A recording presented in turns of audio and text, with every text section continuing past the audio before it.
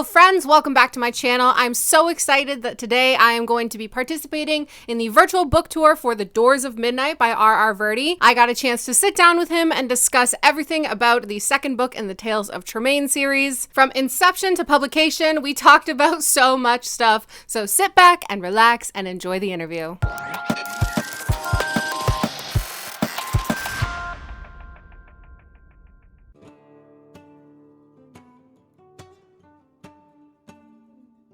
Hey, how are you? Good, how are you?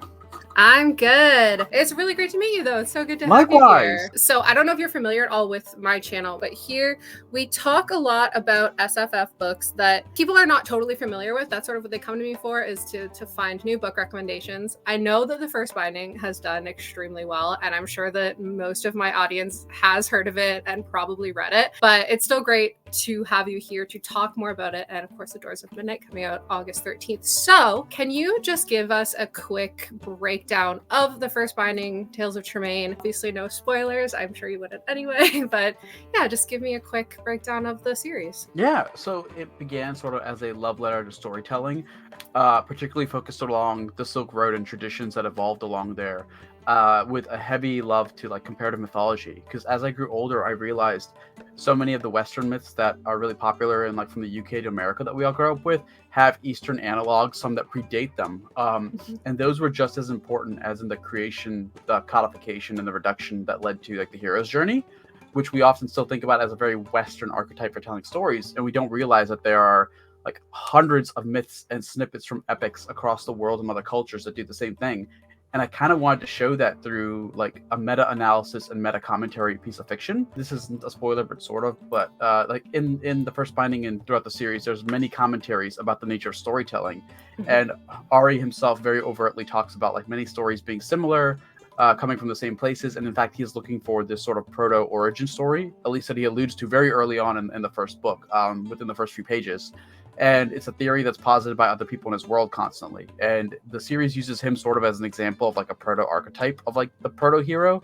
Like he's going through a lot of legendary heroic beats from modern fiction, classic fiction, as well as mythology from around the world. And then it's set through an Eastern lens instead. So he's a character representing a different culture, growing across a fictional Silk Road to all the cultures that might have also been along the Silk Road, but a secondary world version of them. So the story starts like in Etymology, which is an amalgamation of like Spain, Italy, and Portugal, which all were active along the Silk Road and trade. And it's like the other side of the world.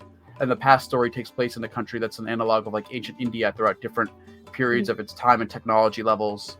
And then it's the journey of how he evolved from that to this great storyteller in the present, told in a framed narrative. Absolutely. And I have so many questions already relating to everything you just said, but I do want to talk about the art of storytelling first. I mean, for anyone that hasn't read the book yet, they might not know, but as you said, it is a lot of oral storytelling. Ari, the main character, he's not writing down stories, he's telling stories, and the storytelling characters are doing this orally. So I wanted to know if you have any kind of background in oral storytelling, and if not, what sort of research have you done to portray it so well in the book? So I personally don't, but I've always had a love affair with it. And in beginning this book, that's what sort of prompted my love affair to grow deeper, because I started listening and working with like spoken word poets. I actually worked with a professional voice coach, particularly for the focus on how words sound. And a lot of that, believe it or not, one of the exercises was breaking down Eminem's rhyme schemes, because he's one of the best. He's one of the best in the world at syncopation, which is the art of how you alter how you pronounce and say words with the spacing, the timing of them, to make certain words that shouldn't rhyme be able to rhyme. Because a lot of old poetry did that as well. It's also where the use of seisra comes from, which is a break in a line or a phonetic pause that changes how you might say or sound out a word. And working with those voice coaches particularly gave me a bigger, better love for oral storytelling, because I understood it from the literature contextual side of going through the history along the Silk Road of how important storytellers were. It's a role that sadly has been written out of a lot of epic fiction, which doesn't make sense, because historically, if you were a traveler or a trader, which was a really lucrative profession, along with a dangerous one back then, you always tried to have a storyteller with you, because as you crossed different countries or borders, or even met noble and wealthy people you wanted to do business with, a storyteller was a great way to break the ice, trade information, entertain, to get everyone on a good feeling. This isn't known, but one of the most common jobs on a pirate ship was actually storyteller, because one of the best ways to keep your crew from mutinying, losing their crap, staying active, someone who could play music and or entertain. that was actually a common profession, but you don't see that in a lot of pirate epics. But That's it was a true fascinating. thing. Yeah, I had no idea about that. That's really cool. And it's just something I fell in love with, because I'm like, why don't storytellers particularly get featured more as actual characters when they were some of the most influential people in history? And two great examples are Marco Polo, who is very famous, obviously, as a merchant and traveler, but he was also a storyteller. Like, his actual story involves like telling great deeds of things he saw across the world, not just in his records, but to seduce Kublai Khan, who was the Mongol lord at the time, who eventually took over China and created the Yuan dynasty. And one of the best gifts that he had was telling him about Europe and other places along his journeys to be very welcome in Kublai Khan's court. And then in his own recounting, he opens, if I remember correctly, with something along the lines of, I did not tell half of what I saw, for I knew I would not be believed. And it's kind of like, that's a great epic line of like, what did you really see? Because his own accounts that he has shared are kind of wild. And they are kind of full of hyperbole and a lot of speculation of, did this really happen? Or what creature is he talking about? And then there's the story of Ibn Battuta in the Ibn Fadlan, which is, he was like the Marco Polo from the Middle East before Marco Polo. And he journeyed as far as to Russia, and he met Vikings, and has these great accounts of all these different things you never thought people would have like thought about back then, and traded and interacted with. And he also employed a storyteller professionally. So it seemed like, if I was going to write a meta piece of metafiction about storytelling, that using a storyteller would let me do the coolest stuff with that, because the storyteller knows the structure of stories, has traveled and traded stories, so he gets to be the perfect center while also sort of being a set piece to talk about other stories. Does that anecdote about Marco Polo not telling half of what he's told, does that contribute to your shout line on the book? Yes. Yeah, okay. Yeah. Is it actually like pulled direct, like a direct relation, or inspiration? The idea of it, yes, definitely an inspiration, the idea of it. Because we don't know what he claimed not to have seen. So I'm like, well, that's a great ambiguous tool in fiction to use. And then it sort of psychologically codes any reader, whether they're aware of it or not, that the second you start the book, after you are introduced to that idea of a lie in a story, or you don't know what's true and what's not. And it's a psychological hook in that you want to see either whether the truths that are told add up exactly that way, or were they made true because people continue to believe and tell them that way? Or were they just lies completely, but how did it come to that conclusion? And I think you use that in Ari's sort of character creation so well, with him starting all these rumors, or fanning all of these rumors about himself. I had another question about storytelling with working with a vocal coach and everything. I read the first book as an audiobook. I listened to it, and I personally think that is the best way to consume this story, because I think it was done so well, especially because I get to hear these stories being told, and I imagine the way you envision them. What I have as a question, because I'm not super familiar with this, how much influence or impact do you have on the audiobook? Because you're not the one reading it, obviously. So what is the process there? It's definitely gonna be different for each author, because I've heard different stories. In mine, I contributed a pronunciation guide, a phonetic guide that breaks down like certain pauses and how to stress certain things. I wasn't consulted much with the actual like riddle rhymes in the book, the songs. I actually haven't even heard them pronounced, so I don't know. But the actual voice actor, the Goss Adam, does have my phone number, and he's personally reached out for certain things, like how do I pronounce this, how do I pronounce that, and I'll actually just send him a voice text back, like here's how it's pronounced in the Mutri Empire, which has different cadence, a little bit of an inflection and a certain accent, even though everyone, for obviously the purposes of this being widely accessible, speaks English, but it's like the trader's tongue has become English. And then everyone in their own culture sounds normal, so there isn't much accent per se. There's accents to Ari from other cultures because his voice to him is normal, so that was really important for me to stress with the voice actor. Because that's everyone's own. If this is supposed to be your own internal like compass, and you navigating the outside world through your internal lens, what is normal to you is exactly that normal. You sound normal, everyone else sounds different. So that was really important, and I think that came through. And then I believe I did give him other accent and pronunciations for the same words, because every word has multiple pronunciations because they come from different cultures. So the Shayan is like introduced as a concept. They're a group of supernatural beings inspired by like Jinn and Apsara from South Asian culture. And in English or trader's tongue, you'd say Shayan. But in their origin languages, it's more close to Shahen.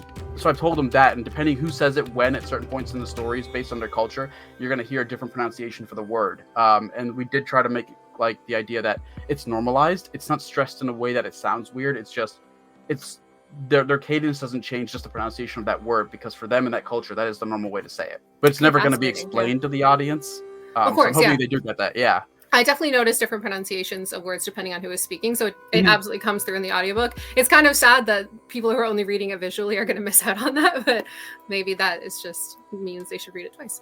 Yeah. So since you have all of these different, fictional cultures that you're using in this book, how did you draw from real life to create those? And especially when it comes to the languages used. I know you just Mhm. mentioned the Cheyenne. When it comes to languages, how much of these languages do you know? Like if you're using Oh. them in the book, how fleshed out are they? Like, are you like Tolkien where you've created literally an entire language? Is it more just specific words pertaining to the stories? Not that far, but more than specific words. There's actually a really great book called The Art of Language Invention by the gentleman who participated in the creation of the Dothraki tongue for the Game of Thrones show. Yeah. Because in the books, the Dothraki tongue is never explained. Even I don't even think with words. I think Martin just says like they spoke Dothraki, and then he just writes it in English.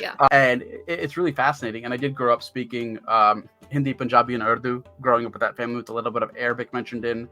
My grandfather was a I forget the word. It's not polyglot, is it? I think it is polyglot. That's multiple languages. Multiple languages. Yeah. He was actually a polyglot, and he ended up working for the government in a translation role. He was always learning new languages, and that rubbed off on me at a young age. And then I studied French from high school through college. I think a cumulative of 8 years, and being able to go through that book to see structurally the evolution of languages along with other studies really helped, because when I was introduced to writing in Hindi as a child, I learned the alphabet system as well as Sanskrit, at least in the written tradition, because my mother grew up very classically educated and classically trained in India, and Sanskrit was part of her education. And I essentially, for the Muttari Empire, the language is spoken there, Brumti, Brumki. There's a lot of nods to functional Hindi as well as Sanskrit inspirations. And then I took the idea of the alphabet system, which is sound-based, not a singular letter. You'd have like a, be, ka. And I created the language out of that. So I do have a structural alphabet, which is sound-based for certain languages, and then others that are close to Latinized or Romance languages for what would be the West in my world. So closer to Tanya, which would be Spain, Portuguese, Italian derivatives. And then the Middle East is I'm drawing from sort of proto and paganistic Arabia before it adopted Islam.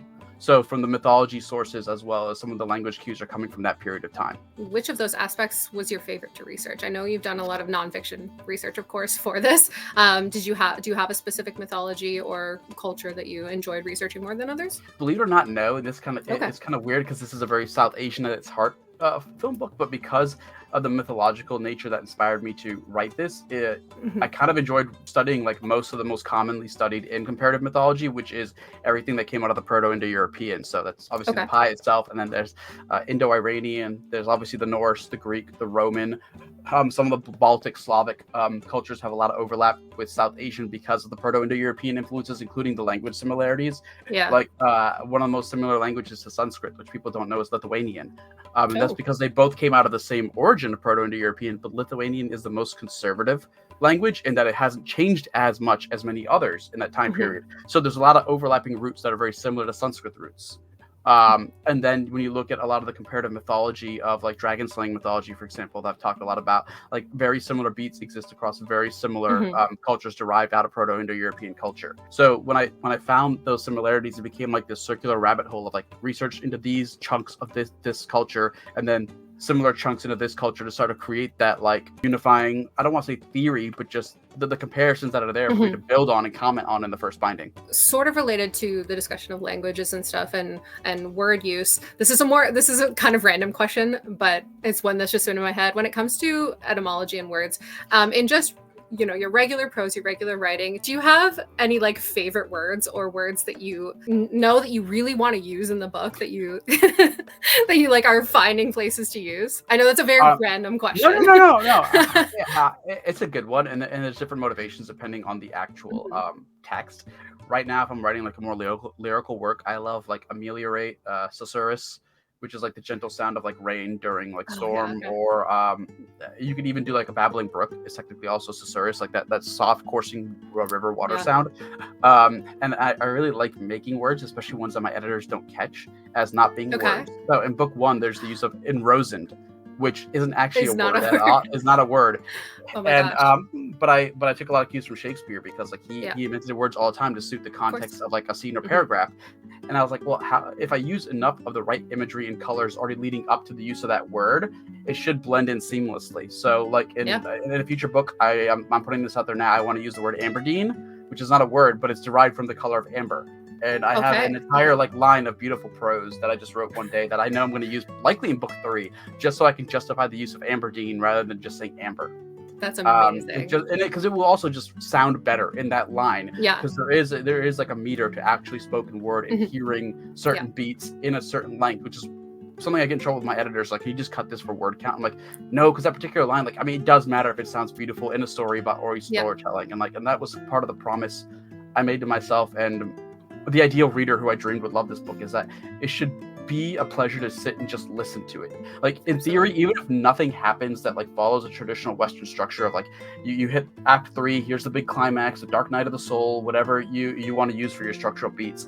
None of that should matter. The story should also just be a pleasure to hear. If I'm writing Ari the way he's supposed to be in part of his trade back then, because this was the only form of entertainment a lot of people had access to. If you weren't rich and wealthy, like you can't take leisure time off to go play croquet at later periods of time. You can't just go fishing and hunting and jousting. Like a lot of places, a lot of cultures, you weren't even allowed to hunt for a certain game, right? That all belonged to your local noble, whatever they were. Like you can't kill deer, fawn, hart, maybe rabbit and some small game. The best you can hope for is like your equivalent of Friday night in the tavern with the storyteller performing that you're personally not paying for. Usually the tavern is, or the storyteller's getting free room and board, or there's some exchange. You're out of it. That's free for you. That would be the idea. Like Ari's supposed to entertain throughout the book because it's his narration, even first person in the present. So he has to sort of keep that tone. It should be like somewhat of a pleasure to just listen to him. Yeah, and I think that comes across really well in the book, where you can see how special storytelling is in this world. Like he's paying people with a story sometimes, and that really helps to make it feel special to me, the reader, as well, because it's so important in the world. It's important to me too, and it's obviously beautifully written. Yeah. And then so I went into listening to this pretty blind on the setup was what the context was, and I did just naturally catch that some sections are written in verse. So so kind of related to what you're just talking about setting up these long, beautiful sentences. How did you go about deciding where to write in verse versus writing other types of prose? I imagine there's deeper context to the parts written in verse, but yeah, if you just want to talk about that a little bit. So without spoiling some of the reasons, because like there are Easter egg reveals hidden in a lot of the verse, but it went back to a lot of the epic poems and classics where some of their entire structures were like couplets and quatrains. The Norse epics also really rely on beautiful epithets and kennings. Like you would say, instead of the sea, you would say the old whalebone road, because they didn't really have a normalized word for sea. It was more like, this is the path you travel on water, but we identify it by whale carcasses and whale bones. And I thought that was really beautiful. So it depends on what's being referenced. So in the first book, the opening, it's usually when Ari's telling an epic classic story is when his prose really dramatically shifts. And he's narrating something in the tradition of like an epic poem or a snippet of one, or it's even a mythological retelling, and he's sort of performing it in that way that you would think that maybe a storyteller is dramatizing it with the pronunciations and their words for the aural effect of like that aural beauty and pleasure through oral performances. And then there are a lot of introspective moments, not necessarily in dialogue, but when Ari's talking about something that affected him greatly, he'll switch into that prose. There's also tense shifts with that. They're very rare, but both books 1 and 2, particularly in the past narrative, if something really traumatic happens, there'll be little notices where Ari switches to first person present, not first person past. And he narrates it as if he's going through it in that moment. And that is also for both dramatic effect. It allows me to use certain styles of prose that aren't 100% common throughout the whole book for those moments, and that is specifically for the dramatic effect, because that's part of this, right? As writers, we have to elicit certain emotions and certain payoffs, and sometimes a tense change might be the simplest and most effective way to do that in that moment for the audience. But yeah, in context overall of like focusing on the verse, it's usually more commonly going to be found in when Ari is reciting or performing a story, whether in the past or present, because I think it lends also to the familiarity that we already have with that classic stories are told often that way. So there's sort of somewhat less legwork I have to do. If I just seamlessly go into it, most readers are already familiar with, a lot of classic epics are told that way. So why wouldn't one in this fantasy fiction world be similar? I believe, I might be remembering wrong, but I believe the first time we get Eloine's perspective is also written in verse, or partially? It's third person present. So yeah, it's a tense But thing. But okay, yes, there is verse. Yes, Yeah, there is a verse her opening. I believe references like starless climes and moonlight. And it's very poetic, and it is in verse. Her actual lines, and then the tense is also very different. It's third person, but it's present tense. Specifically, all of her scenes are actually just present tense. There's never one in past. Of course, I remember that stood out a lot and was very, very engaging to listen to. I can't recommend the audiobook enough. It's incredible. So obviously, words, etymology, word use, word choice is very important to you. I imagine that names would be the same way. I don't want to get too into the names that you've chosen because I feel like, you know, they've got, as a name nerd myself, I know the name origins of Ari, Elohim, I know these things, so we don't have to get into that too much. Okay. But I appreciate that for what it's worth. I really do. Sure. So my question is, how do you go about choosing the names? Is it very research based? Is it? I don't imagine it's just vibes. No. These names are so important. So what kind of research do you do? Research that ties into stories, because this is something I've written in an article, and I believe I touch on in book 2. I don't remember the exact lines I use at this point because I'm into book 3 now. But it goes into like what names are, and names are usually derived from actually stories. People forget that. Like, yes, names have meanings, but those meanings come from famous stories where someone else had that name, and that name is now a truncation as well as like sort of carrying a piece of that message of what that name might have originally meant, right? Like the history of where Joshua came from as Yeshua, and what does that mean? And then you have similar South Asian names, but because of Proto-Indo-European, that name might mean 5 different things across 5 different cultures. And that is a fair assumption to take away with what I might be doing with names, given that this series is set along the Silk Road. But there's a lot of research that goes into also like names used in epics, derivatives, how they're tied into language, and what those names mean. But as well as the context of those stories. I never wanted names to be removed as stories. Like, names are not where the ending of importance in this story goes. It's names' connection to stories, how names are derived from stories, and then obviously the importance of stories themselves. And there's a cyclical theory that then goes back to something I've written in a lot of books when I'm doing signings, is like everybody's stories matters, including yours. And it's the idea that stories are also identity. Everybody has one. We're actually really bad about representing our stories in the best way to the fullest as people, unfortunately. And there's a lot of reasons why. There's judgment of if you do this, even regardless of the light you do it in, you might be braggadocious where you're actually just trying to be confident. And there's a lot of personal biases and lenses that decide that. Or someone might have been downtrodden or abused, so they're actually more likely to downplay a lot of their accomplishments, which sadly hurts them, hurts opportunities at times to present themselves in the best light for jobs or whatever.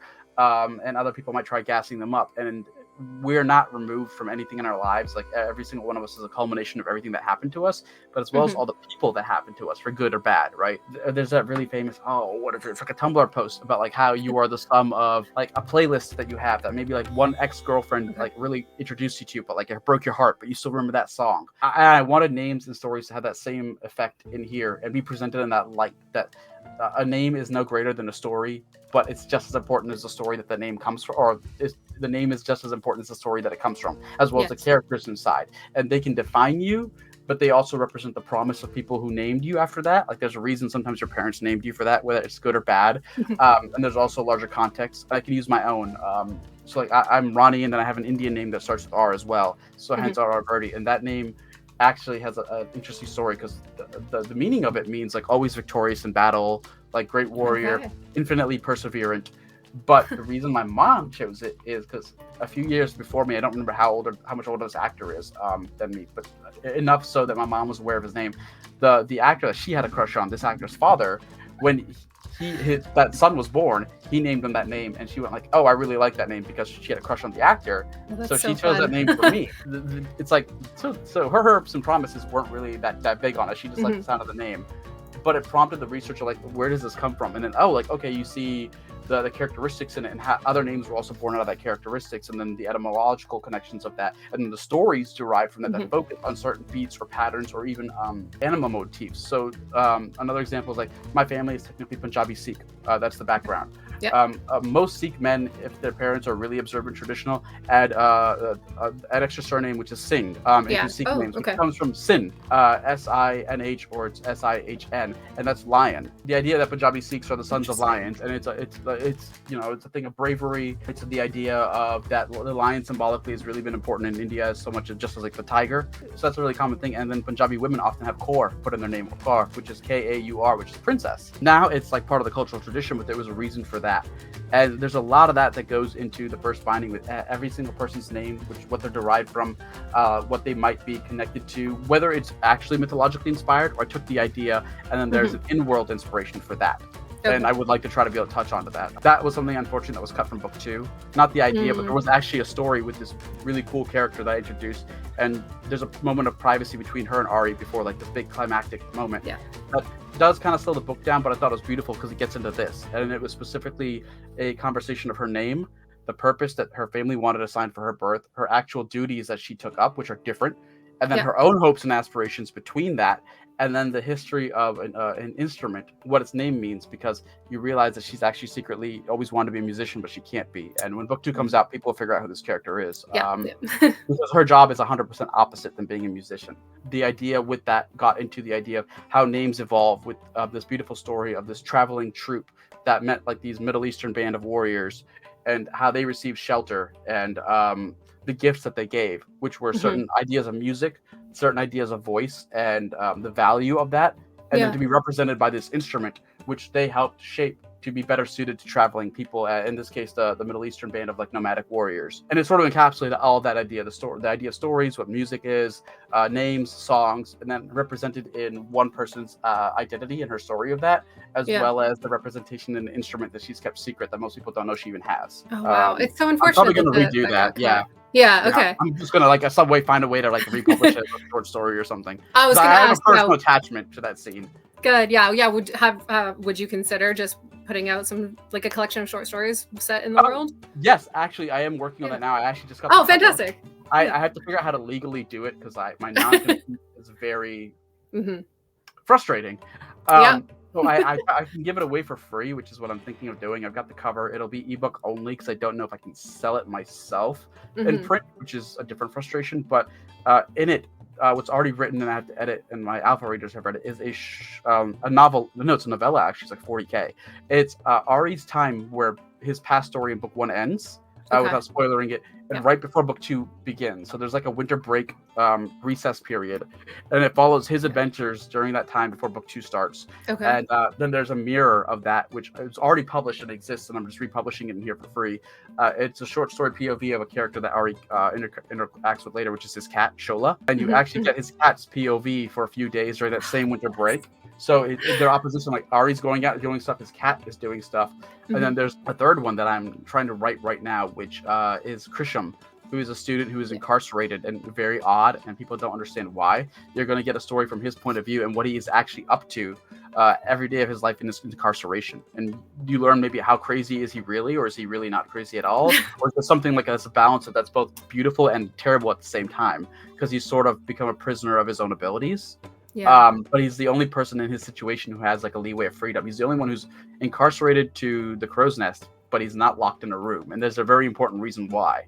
I'd like to do that. And then coming out in another anthology by Sean Speakman of Grimmoat Press, there's a story which is a story within that world, like a fairy tale, called The Parable of the Silk Weaver, which Ari is performing for readers like you. Just like there's no setup to where he's telling it. He just introduces himself and he's orally performing this fairy tale, like a wonder tale, and that will be out hopefully next year. The Kickstarter just got announced for it, and I'm very fortunate and happy to be in it because there's so many lovely other authors like Ryan Cahill, Zach Argyle, Kevin Hearn. A lot of people have contributed to this. There will be more short stories coming out, and I'm going to try to find ways to give other ones away if I just got frustrated that they were cut. I want to not move on from storytelling. We're going to be talking about storytelling the whole time, but I do have questions more related to mythology and culture. And just going back to researching mythology for a second here, was there anything that you found while researching that you realized you just had to include? Was there, like, even if it's not something that made total sense for the story, was there anything you found where you were like, I gotta make this work somehow? Yes, and there were a few things. One is the magical academy. Ari goes to the ashram, which is a generic term for any school like that, and I just have like the one, and it was inspired by Nalanda. I never actually grew up learning about it. I learned about that in my early 20s. It wasn't something my parents introduced me to, and it was during like the obsession with like the Library of Alexandria, and I think at that time was like the first time like the memes were really blowing up about like, you're probably still frustrated about the burning of Alexandria. And somebody went like, why doesn't anyone talk about all the other great repositories of knowledge? And I was like what? And they gave a list. They gave a list, which was beautiful. And I was like, Nalanda, that's not South Asian. And I dug into it, and I was like, why doesn't anyone talk about this? Because it's actually the world's oldest residential university. So students would go and live there like a normal college. And it is actually extremely widespread. And it's probably one of the most varied actual ever places of knowledge, because it was predominantly Buddhist. So because of that, it had a wider reach than Hinduism and Vedism at the time, because Buddhism spread to the world faster and actually converted more people. So Buddhism, China started becoming Buddhist, obviously. So Chinese Buddhist scholars went to study at Nalanda, and they were trading Chinese stories, Chinese knowledge from either medicine, martial arts, whatever. There are records from students as far as Japan, as well as from the west of Greek, who went and attended Nalanda. So it became this great like international place of you could learn wrestling, you could learn statecraft, politics, math, astronomy, astrology, the idea of magic. I don't think anyone was ever able to perform magic, but people back then definitely tried. There's something which is a spoiler and isn't that I want to get to, because at the time in the past story, the world's a lot more hyper concentrated in terms of its like, I don't want to say xenophobia, but that's certainly there, but also just cultural lockdowns. And as the past story progresses, I want to show like incoming diversity from other cultures. Like so the ashram is very Mutri Empire centric at the very beginning. And there are reasons for that. Like part of that is, which isn't talked about overtly, but it's implied that like the centralized power that comes from having like a very powerful academy there that has its own banking system, is at the heart of some of the trade routes to go up to the north part of the empire. The ability to perform terrifying magic, which is already so rare in that world because the magic system can break you. But there's a myth that comes with that like this country has like crazy weird magicians, but nothing in the magic system ever says only those people can perform it. And as the series develops in the past, like there are going to be foreign exchange students coming into there, which is going to be part of the plot, and it opens up for me to be able to explore the world more. But I wanted to start it sort of as a very just naturally culturally locked down academy, and the opening up of that is going to allow me to open up dialogues that I've already done in the present book one, because book one starts very, very openly with the idea of two foreigners in a foreign country, and there's mild to extreme levels of xenophobia that are discussed and shown through that towards Ari and Eloine, which become part of the process of their bonding as well, and familiarizing themselves with as much of each other's stories as they can, which is obviously very one-sided because we hear a lot of Ari's, not Eloine's. That's where a lot of that came from. And then the other thing was something I'd seen in a lot of movies but never got, and books, and never got the credit, was certain meditative techniques, which obviously are rooted now in my magic system, but particularly Trataka, which is South Asian candle gazing. And it's shown up in some of the Shaw Brother movies, like Return to 36 Chamber of Shaolin, where like you're in a dark room with like a little mirrored lens and like looking at a candle, and it's a very focused, hypnotic state.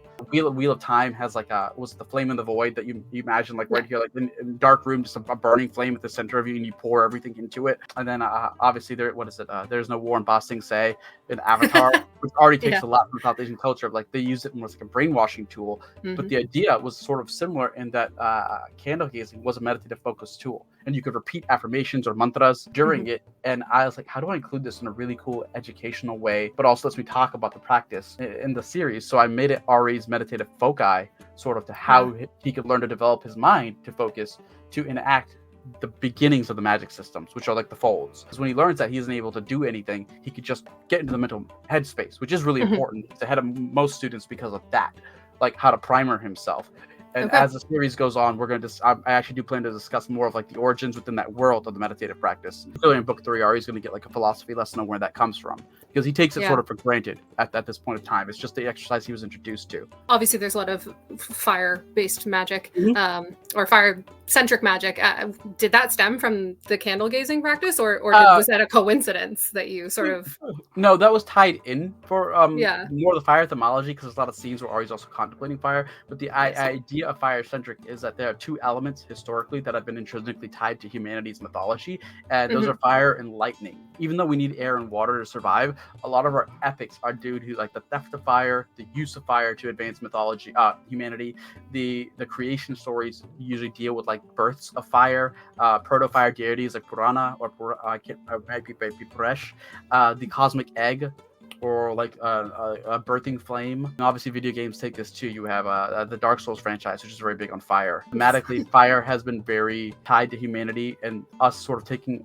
It's either usually portrayed as like us getting closer to the gods, or just our own advancement, taking something from the gods to sort of bring us up to those steps. Because you have like the devolution, or I guess if you want to say the evolution of the person or the devolution of the god to us, from god stories that have very similar comparative beats at times. Then you have demigods who do very similar things at times. And humans go out to that. And the most obvious is the dragon slaying example, which was usually storm gods, and this gets to lightning etymology. And then demigods would sometimes kill like a giant serpent, like Apollo kills Python. In a similar way, the idea being that Zeus killed Typhon, who is the 100-headed Titan who has like 100 serpent or dragon heads that breathe fire and lightning. And then his son kills a snake-like serpentine being, and then Hercules, a demigod, kills the Hydra, similarly representative. And then you have humans, like the very famous piece, which I'll use from the West, is St. George versus the Dragon. You know, you have a knight now, no godly abilities, who's still stepping up to that godlike role of slaying the great dragon. And lightning has been a motif throughout a lot of our epic myths. The idea of being able to use lightning, and it's a tool of the god. So when you imbue a mortal or a demigod character with it, it's that much closer to godhood. And if you want to use like Sanderson's example, it's the rule of cool, but it's the idea of like that epic promise. There is an emotional catharsis and fulfillment to it. So fire and lightning are very thematically important in Tales of Tremaine, but more than that, I want to specifically focus on fire, because in terms of religious worship and connection, it's the greater of all the elements that were usually worshipped. I think it was the cult of Mithras, which is Proto-Iranian or early Iranian, was associated with fire.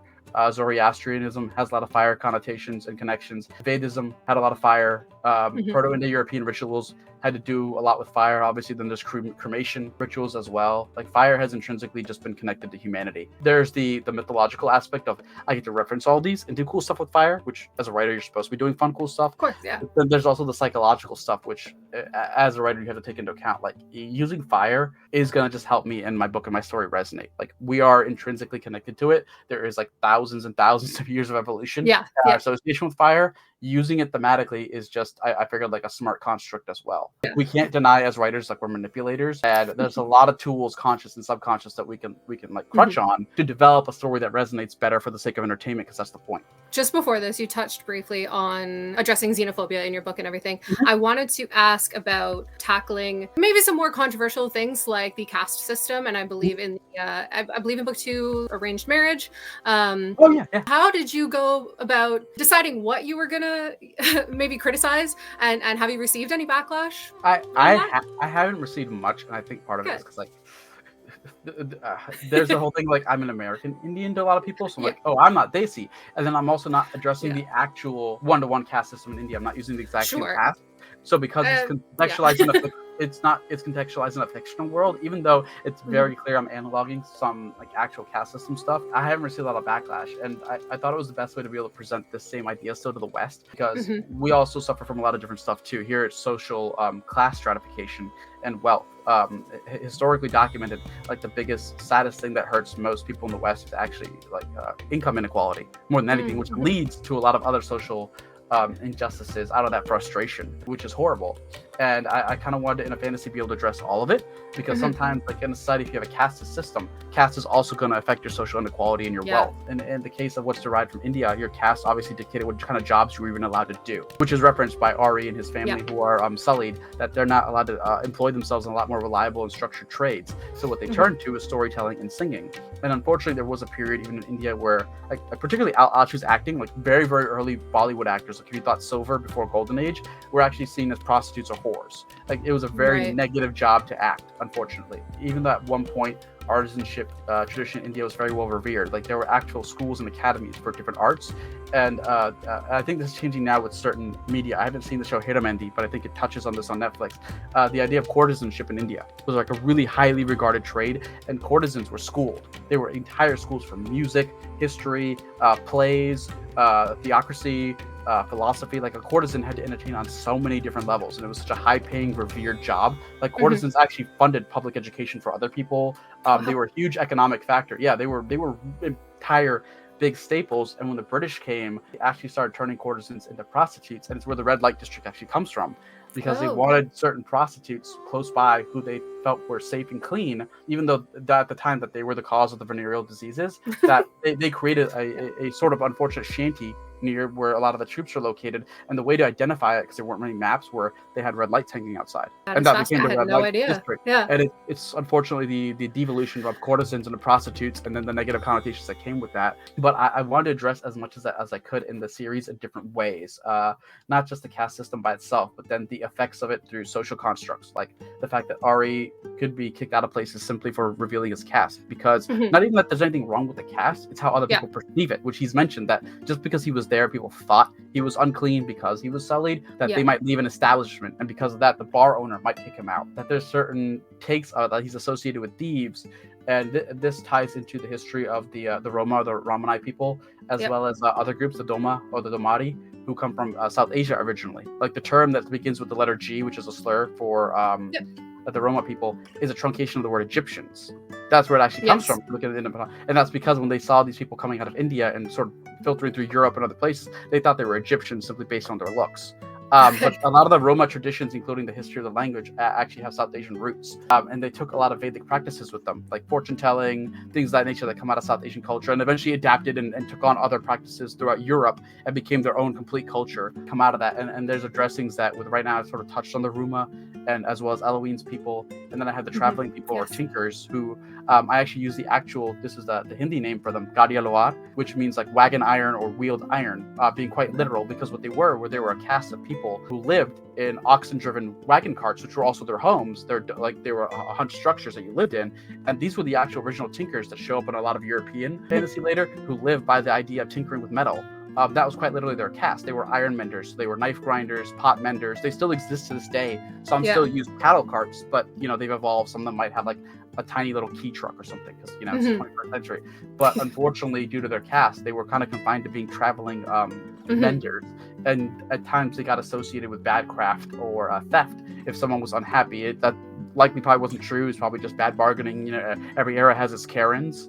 That quite literally could have been that, and it unfortunately led to a lot of negative stereotypes. These people rip you off, they're thieves, and I'm sure some of that did happen because people are people. But I want to address and sort of, I don't want to say normalize, and I don't want to use the word decolonize because that feels aggressive.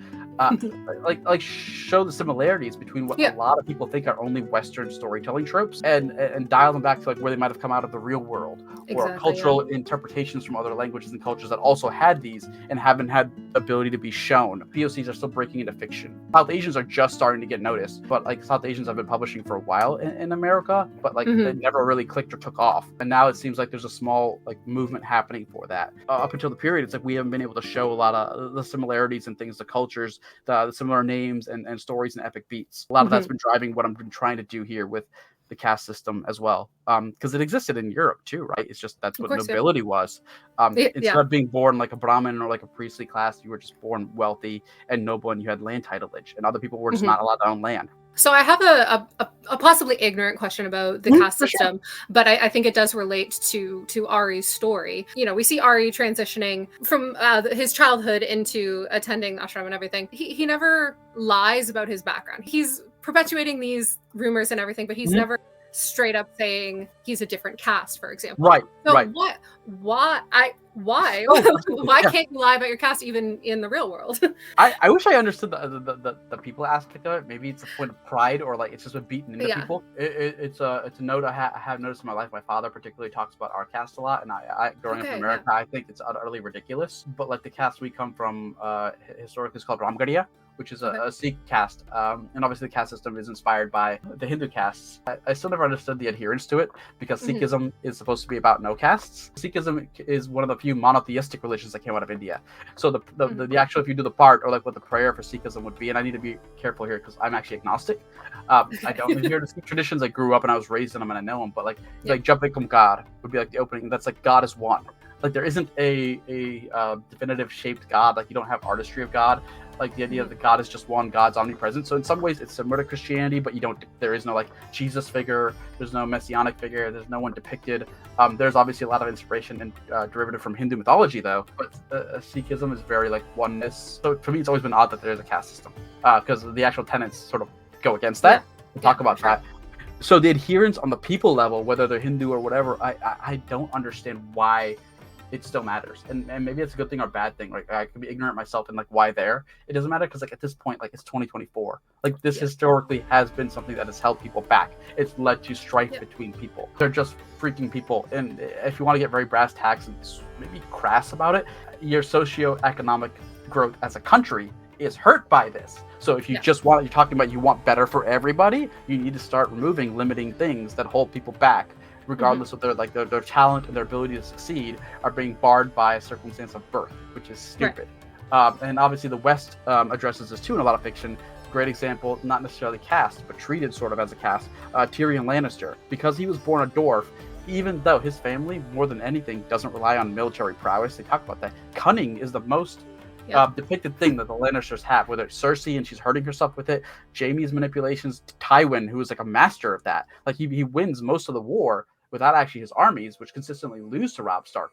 It's his political acumen, being like a great statesman of statescraft, like brokering allyships and prompting others to betray others. And Tyrion is a master of that too, but because he is a dwarf, he is less regarded, even though the one thing his family is really good at, he's also an expert at it. Like he should be valued. Yeah, exactly. But because of physical stature, a different sort of cast, he's valued. And we see the opposite of this with Gregor Clegane. He's given his own sort of cast purely because of his physical abilities. Like he's just so much bigger that he's seen as a terror and this monster, this great weapon to have, even though he's a crude brute. He's not really intelligent. It literally says that he just has a talent for brutalizing people. That's about it. Versus his younger brother Sandor, who we see go through this great character journey and sort of undo a lot of that. And then his reward is he sort of isn't doomed by like the cast of being like the second and more normalized son in his family, but he sort of is because of the trauma through that. But I don't know why people like adhere to it. But in Ari's case, I can give you the reason why he isn't afraid to hide from it. And part of that is definitely a wound that he's bonded to. I don't overtly say it, but I want to be very clear, and I don't have a problem saying it. There's a lot of neurodivergency and mental health stuff in Tales of Tremaine. Ari is no different. He does actually have clinical depression, even though they don't have therapy clinics to diagnose him. He does suffer from PTSD, and that's more apparent in his youth. And you'll see in book 2, which you did read, he has a moment of growth where his antagonism, particularly with a certain character, changes at one moment very late in book 2, where he realizes like he can walk away from some things finally rather than react. And that's due to his survival mode, which he's been unfortunately stuck in for a long time, growing up in poverty, losing his home, being put in a different home where he's forced to steal and lie. And it became the first haven of sanctuary for him. But then he immediately got promoted due to a tragedy to like a fathership role over others at a young age. He's never existed outside of survival mode for long. And it's easier for him to fall back and crutch on that. Everything's either a threat or it's safety, which is a very polarizing extreme. And the root and crux of that also is rooted in his identity of caste very early on. He's not allowed certain things, but because he's still become sort of at the point of book 2, he's starting to become like a pseudo legend. Like he's getting there while still having that pillar of he's supposed to be this lowborn nothing. It's kind of like a young man's pride. It's like, I'm not going to shy away from the fact that I'm like the lowest of low. I'm still doing really cool stuff. I'm surviving. I'm fighting. I'm here. And that's something he obviously has to learn to deal with too. He's never going to ever be ashamed of his caste. He's going to be socially aware of it and the implications with others. Part of that, again, like I said, is pride. Part of it is wound. And I want him to have, and he hasn't reached this point yet, sort of like a redemptive reclamation of it, where he learns as he grows up, like most people should, that like he's not responsible for circumstances of birth, and at the end of the day, they really shouldn't matter. And that goes back into like who you are as a story. We're constantly told, like you brought up like casteism still exists to this day, and other people, if you're born, let's say like poor. I have a friend who's been identified by others as like poor white trash because they grew up in those circumstances. They're also extremely well educated. They're most well educated in their family, but everyone likes to talk about their background. And sometimes it sounds and it becomes like poverty porn. And I never liked that, and I don't want that because I also grew up from a very poor background. I don't want characters who overly fixate on that unless it's to discuss how others are going to use it against or with them, which is what Ari does. He understands the context in which he exists, but he's not going to let him be defined by Salid in like a negative term. This is who I am, what I was born to, but I'm more than that. Here's what I've done. Here's what I accomplished, which is can be seen as a young man's brags at times too. It's probably why he leans so much into his legends. Like there's a defensive aspect which he's aware of, which he's talked about, that these grant him social protection, even though it's made him somewhat of a pariah in school, and then he learns it makes him a pariah later in book 2 and other places. Since you've read it, So how much? And this is a very broad question, but how much of Ari is you? Oh God, seeing the cover in the background. I hope not my hair. I was gonna say, so this is true. Even though Ari is on the cover of this, I knew what you looked like before I read the book for whatever reason, probably just your Twitter picture, and I picture you as Ari. Yeah, I just do. So there are definitely some aspects like I grew up with a very rough childhood, so I can admit this. Like I don't like bullying. It's why I promote kindness so much. But I also admit I have a hair trigger, and I'm trying to be better about this with bullying. Like if I see bullying of an animal, a small person, woman, or child, I need to work on my self-restraint. And Ari definitely has that. It's very personally to me because I grew up in, like I said, a very, very, very, very traumatically rough childhood. Ari's depression and his commentary definitely come from me. I've struggled with depression, with suicidal ideation for most of my life, and thankfully I'm in a exponentially better place of the last few years. I really am. So I don't want people to worry when I say stuff like that. Yeah. Like I'm safe. It took a lot of work, and Ari's gonna have to go through that work as well. His affinity for bonding with animals definitely comes from me because of that trauma. I personally admit that I bonded with animals better than people. I don't know why. I still do this day. I can be perfectly comfortable sitting with like a wild animal outside versus like people if I get a wiggy vibe. Like I'm an extrovert, so I'm great with people. But like I don't know, like. Vibe is probably a terrible term. Like I'm sure there's some neuroscience behind this of like people who grew up in very dangerous environments or traumatic ones. Your mind is subconsciously putting together certain scenarios and coming up with subconscious threats of this could go very bad because I grew up in an environment where these social signs or these lack of signs means X, Y, and Z, and your brain's just doing that a million times faster than your conscious mind is recognizing. So that might be what vibes really is. And so there's definitely that from Ari. Ari's love of theater. Particularly in storytelling, definitely are me. I think I've talked about this in places where originally I was going to pursue theater, and unfortunately, so certain life stuff and stuff I was told deterred me from that path. And that's what originally I thought I was going to be when I wasn't living up to my parents' expectations of like doctor, lawyer, engineer. I thought like cars as a blue collar stable thing because I love cars and I know them and it's a reliable thing. The world isn't going to get away from mechanics, but the art part, like if I get to pursue a dream, it's going to be acting. And I got some like really hard like stuff at that time, which was like surmounts to that at the time when I was doing this, which was 2008, there weren't many South Asian actors in the first place. None who were leading men, none who were really breaking out. Like they showed up like maybe in Lost, and you had Kunal Nair, who was like comedic relief, and he's sort of like the silly, funny Indian type. And then you had Carl Penn, who I think at the time had just finished playing a doctor on House, and then he'd been a terrorist in 24. And I was given that line, like, right now you're either going to be comedic relief, a terrorist, or a doctor. And it wasn't meant with any malice. It was more like it's discussing where, Hollywood was casting people who looked at me, which was funny because I have none of those inclinations. I'm not a comedic genius. I could never do medical school. I grew up more blue collar, like redneck and jock. Like I boxed, I weightlifted, I restored muscle cars. That's awesome. Yeah, but it's like where would I fit in if the roles they have? Like I'm in some ways I grew up more of a stereotypical American kid than what they'd expect of an Indian kid. Like I failed math senior year. Like I am quite literally the world's worst Asian. And that definitely comes out of Ari, where Ari loses his theater life before he even gets to get on stage. Particularly, like if you notice, it is the first time he ever gets to be on stage in a play that he never gets to do. Like I centered it then in that aspect of his life. Like he never gets to even get on stage. He gets devastating. He gets to do everything up to the moment of being a performer. And in the present day, he's not an actor still. He's a storyteller, a solo one. And there's specific reasons for why he embarks on that path and becomes the performer that he is versus like part of a troupe, part of a group of actors on stage. He's not ever actually on stage. He's on small stages and maybe private ones for nobles, but he's orating a story. He's doing his own personal performance of that.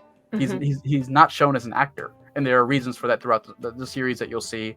Book 3, if I get to do the arcs I want, we'll probably touch on that. I'm sure the first binding is very much compared to The Name of the Wind. I've seen that sort of presented in like a negative light.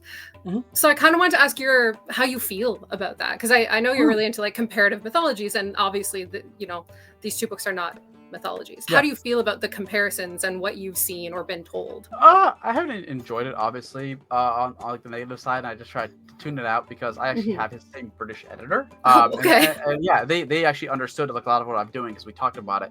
And one of the things was like just pay some nice nods in it so people understand. I was like, yeah, I can do that. Like absolutely be happy to put references in it. There was like no hate. There's no nothing. I've seen some people who are fans of mine say like I'm trolling him. I'm like, I'm not doing that either. I'm trying to actually like, again, not decolonize, but point stuff out and show it through a different fictive lens, which is why there's also the meta referential and meta comparative theory presented in the book. Because I don't want to give a spoiler, but there's a character later in book 1 who also comments on it from the outsider's point of view that Ari has like I forget if it's dinner or tea with privately, who's like, I've had that same theory. It's kind of blasphemous in his culture because they have a lot more religious dogmatic theories about like this is their culture, this is the way it's always been. And the prince is discussing like, I've seen that a lot. There's a lot of comparative stuff between a lot of these different stories and even heroes.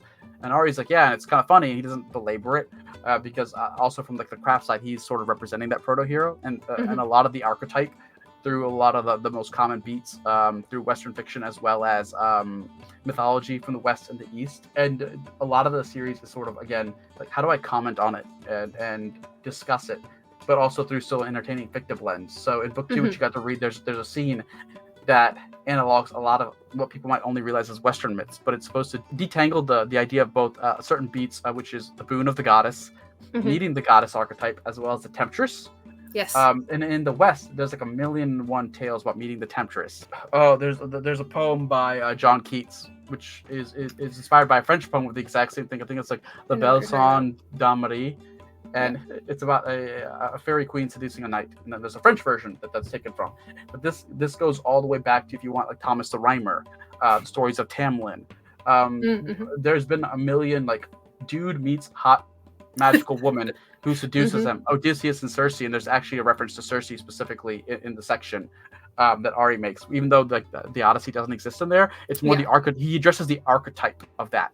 And we also have that in South Asia. Famously, there's actually a book coming out about this now by Kritika Rao of the Surviving Sky and the Legends of Manika.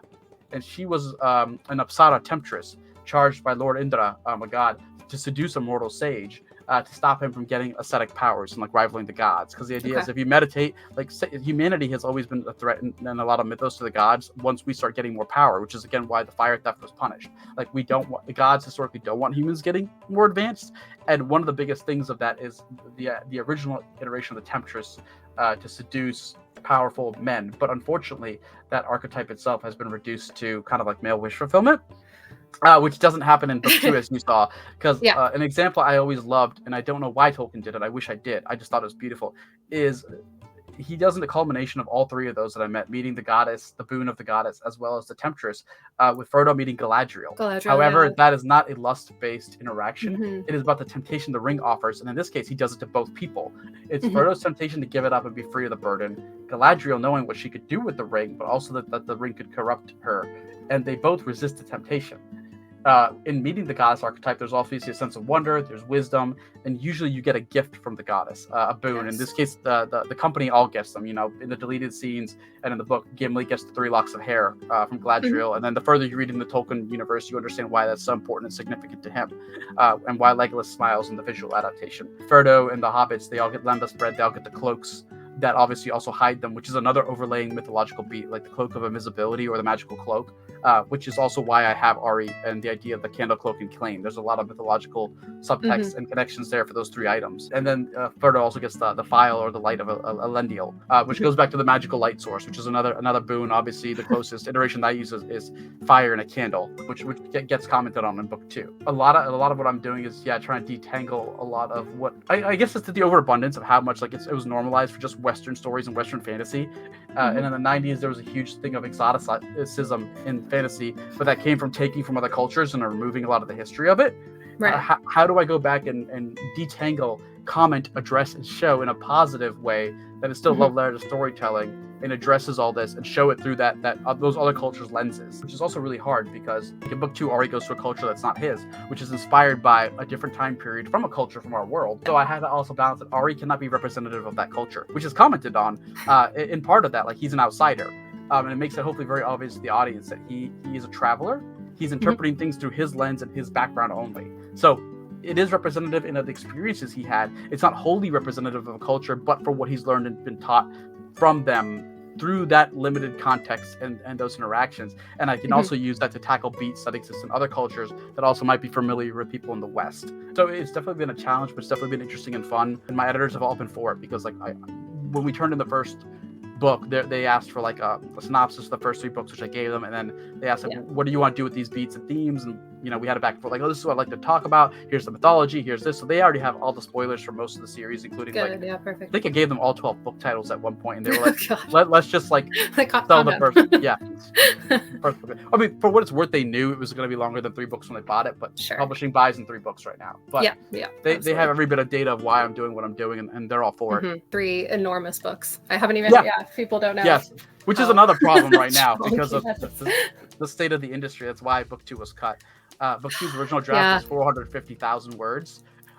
Which puts it, I think, like near the last Game of Thrones, but shorter than Brandon Sanderson's newest Stormlight, which I think is 491,000. It was another 100K larger than book 1, so it would have been about another 300 pages. But we cut it down for print costs and other reasons down to 383. So it's like a novella's worth longer than book 1 now. Okay. So it's still longer, but it's not like still longer.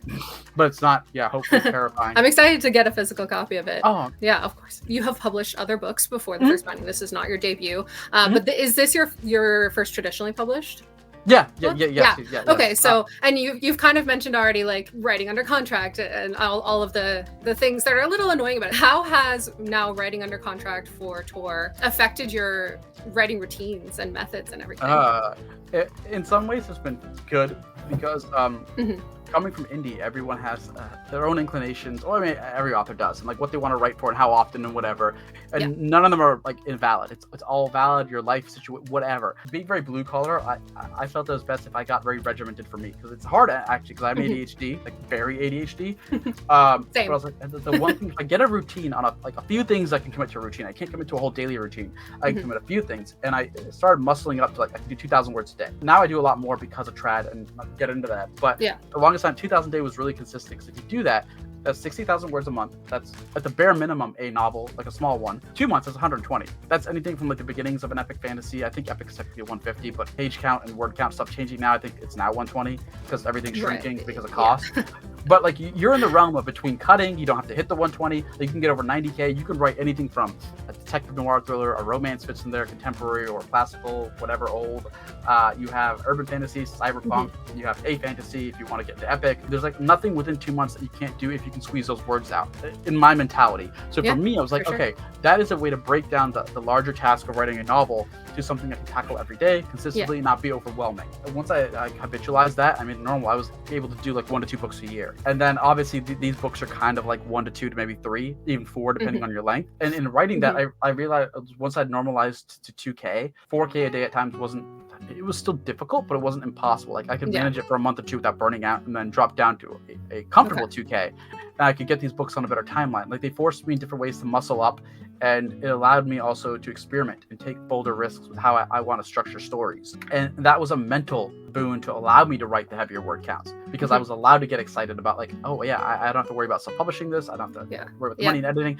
I can just write. Obviously that's not true, because the self-promotion aspects are insane. Like, I'm pretty much doing everything I was doing as an indie author promotion wise. But in terms of writing of the first binding, the actual word count is where I got the best benefit out of going traditional, because I was allowed to sort of just push myself, because I knew there was a deadline. I had to hit it. So at times I couldn't always worry, because I'm like, well, I'll get the time to edit this. We'll work on this. We will fix it. We'll make it better, whatever. And I need to write. And that helped remove a lot of blocks. Like I can comfortably write at a higher word count now. And I got the ability to sort of at least write lyrically and flex different aspects of craft, because I do love language and how words sound. And that's one of my actual principal drawing factors to why I write different genres. Like one of the big things I love urban fantasy is not just the mythology stuff. I actually like the voice. I like the classic noir detective voice, and how many iterations there are of that, from Raymond Chandler up to, probably the most famously known name continuing the tradition, at least in the speculative fiction side, Jim Butcher, because those are very Spencer and Raymond Chandler similar books in terms of the tone, the noir, in terms of mystery detective aspects, because not all urban fantasy obviously has to be detective urban fantasy. And Tremaine is a very big deviation to that, in that it is the opposite end of the spectrum, where I can belabor sentences to be longer, even though the most efficient thing is to cut, but it elicits another promise and it sounds beautiful. Yeah. So traditionals allowed me to do that, to experiment and push my craft and my word count higher as a benefit. That's fantastic. And you do write full time? At this point, I have been full-time since 2016. That might actually change because of the other stuff from traditional publishing, which is how advances are paid, unfortunately.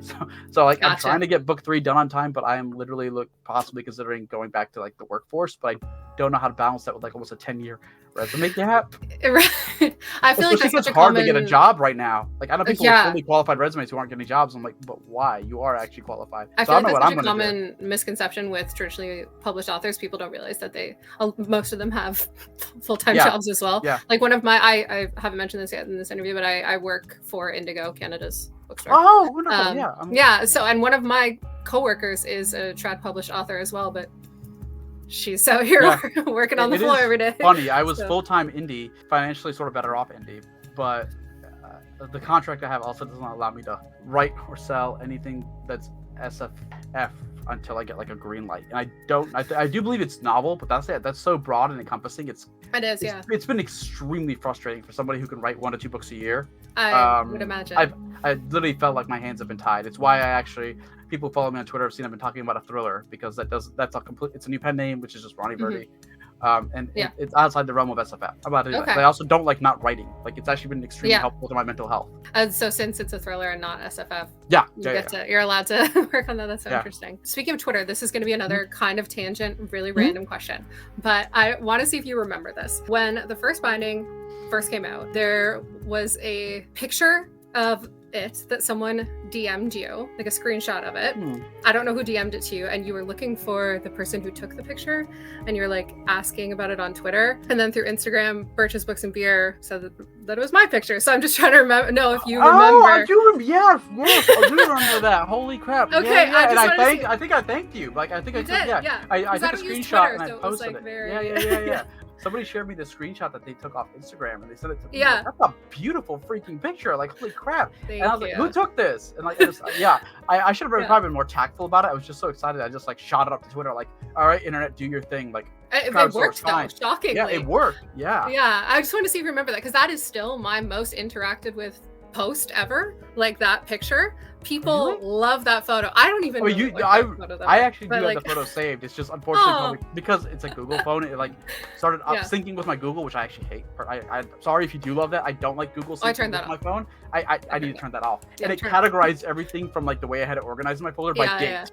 So now everything that a lot of old memories from book 1 are like buried, and I'm like, I don't want to scroll through 90,000 things, because I also use my phone for research. Like if I find a beautiful poem, I just screenshot it and I go poetry folder. Like go back and study it later, and like I use a highlighter function to like I'll break down parts of a word. It's super anal, but like or the ending of a rhyme, and I'll color code rhyme schemes all the way through. But I'm like, oh, that's how that actually works. That's where they broke up that word, because again, like learning how to do it with Eminem was like extremely helpful. Because there are a lot of ways you can make words that should never rhyme, and it is actually beautiful and lets you do more with what you're trying to tell and say, because you don't have to go looking for like a rhyming word and force it. Not that poetry has to rhyme. It's just for the aural effect. At times I want to elicit.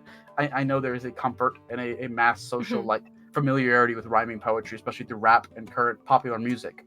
It's just a familiar thing that makes you work less. And in a book that already requires so much of an audience, if I can make some things simpler, or even like a hard part more accessible, it's probably just better for me to do that for the audience. I'm really glad that you remember that photo thing, because that was when I was first starting out on social media, and that was like one of the first interactions I had with like a real author. So it meant a lot to me, and it's really cool that you remember. Well, for what it's worth, every author is a real author, and I know that sounds cliche, but like since I started Indie 2013, just after like the Kindle initial gold rush happened, I was privy to witnessing that a lot of those authors who were becoming very successful were unfortunately still stigmatized as like indie authors. Like the word author means to write, and people don't realize this historically. The original authors were indie authors. They were independently published. Of course. Like traditional publishing actually isn't traditional. It's trade publishing is what it should be called, because it was the book publishing trade. A lot of the early authors, even like the romantics and the classics we think of, self-published their books, and then other industries and presses you could go to commission to have a printing of that book made, and then the trade developed around it. But like as long as you write, which I know seems very trite and I'm reducing it to that, but that is the very etymology of the word. You're writing, you are a writer. It doesn't matter how long it takes you to finish. A great example is Suzanne, oh my god, how did I just blank on her last name, who wrote the Magician's book, Piranesi. Yes, thank you. I believe because of her health, as she's talked about a few times, like she can't write and produce a book as fast as other people. Like I think it's like 10-year gaps. Like does that make her less of a writer than somebody traditional public? Yeah, exactly. And like the publication method doesn't. And even like web fiction and serialized writers who right now are having a golden age. I don't know how much that gets talked about, but like some of them are the highest grossing authors on the planet. Patreon authors just doing a web serial, and that's also writing, even though it's not published in the traditional physical sense or even the ebook sense. Like some do get adapted and they're cut along like arcs to ebooks, but like a lot of them just have serialized web fiction, whether it's fan fiction or like their own just website thing, and it's like great revenue, which also does not denote whether you're a real author or not. But they're not valuable for awards. Like they don't get valued. They're still doing it, and they're amassing anywhere from like a couple readers to like millions of readers. Yeah. But it's, and that wasn't aimed at you. Sorry, I didn't want to make that very clear. No, I know I got that. passionate. It's more just like I still see the debate happening, and it's like it's maddening because I feel like I get to comment on it more than a lot of people because I'm one of the few who've done both. Like I started indie and I'm trad. Yes, so yeah, definitely. I feel like indie is having a big renaissance right now, which is great. Absolutely. And, our big chain Indigo is really pushing for indie. That's wonderful. So that's really exciting to see, and I hope that the US can take a lead from us on that. I hope so too, because there's a history that's more of it's become apparent that traditional doesn't innovate; it chases trends, which we've seen as indie sort of blew up romantasy and cozy first. Even though, like, for example, cozy has existed in other iterations of the genre. I don't believe cozy fantasy did, but there's been cozy like paranormal mysteries, cozy contemporary fantasy, and they never got like the limelight traditional. And now the industry's chasing them, and I do worry because I witnessed this happen with urban fantasy, where there was a giant boom of it. Traditional to the extent that so much was bought, they just like the genre hasn't really come back. Yeah, they got oversaturated. They haven't tried to revive it, but it had a renaissance, especially mid 2015 to 2017 indie, until lit RPG started blowing up because a lot of the urban fantasy authors at that time moved to lit RPG. Like weird bit of history, but like I actually love the fact that there are stores representing indie because I think you can do a lot more indie because you have a lot more creative control. And when you sign traditional, you do lose a lot of that. Like you can be forced by contract to go like, we're not going to accept this book unless you do X, Y, and Z. Not to the extent editors do that. It depends.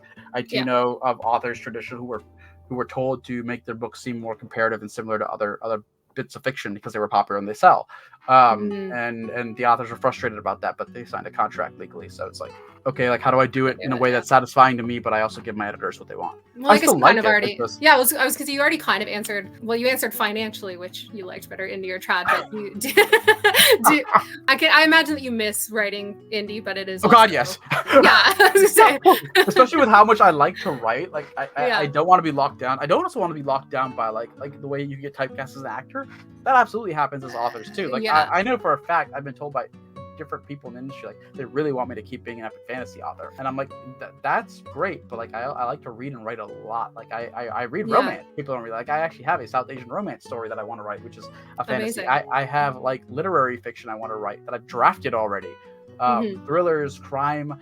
I really wanted to write like a gangster mob Asiatic historical fantasy, not like set today, not contemporary, not classic fantasy, somewhere in weirdly between, with like a very low fantasy magic system. And I'm like, that breaks a lot of the genre conventions that like I guess I don't want to say I've been assigned to, but like I'm doing, I think, pretty well in epic fantasy from my publisher's outlook. I don't know. I don't read minds. All I can go by is financial statements. And the first binding, for example, I earned in 4 months. So that book specifically is a success for its context to what it was paid for. Book 2 has to do its thing. Book 3, it does look like it's on a really good trajectory, and it seems like I'll hopefully out-earn everything, all 3 books together, and which allowed me hopefully to negotiate for books 4, 5, and 6. But yeah, it's weird. I definitely miss indie, even though it cost me a lot more, and I grew up, like I said, very bootstrapped and poor. So like the first iteration of the Grade Report was actually very terrible in terms of its presentation. Like it's a very bad self-made cover.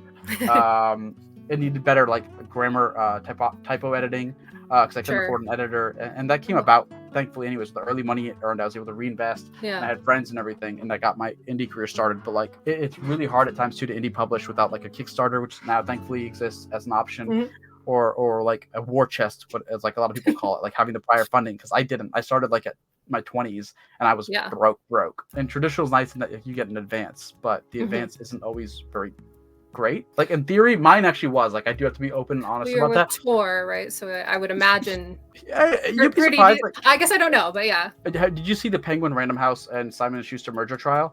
Yes. During that, it says like if you don't get X certain amount of advance, you get little marketing support, or like even none at all. I fell under that threshold. I still got support. I didn't get probably what I would have gotten if I had gone over that amount. And it was a very interesting debut because there are some internal signals that some people might have thought I wasn't going to do well. And that happens in publishing, right? It is a business. So like people, it's almost like a kind of gambling, and other people who had faith in the book kind of overshot a lot of its expectations.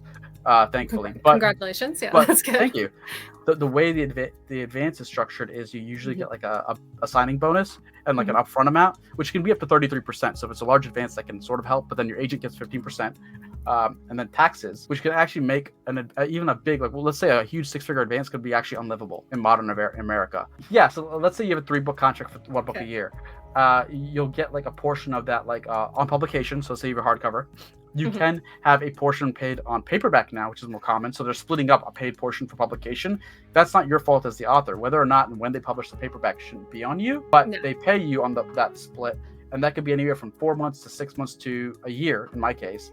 So that's a publication split into 2 parts, which can make that chunk unlivable. And then there's the acceptance of the manuscript, which is not delivery. That's when they feel like this is good to go to copy editing, usually. So developmental editing's been done, maybe some line editing, depending on how your editors do it. A lot of like to do include that up front. Manuscript's accepted. Now we're good with this story-wise, word count-wise. Maybe some things will change, like you'll add a line or cut it in copy editing and proofing.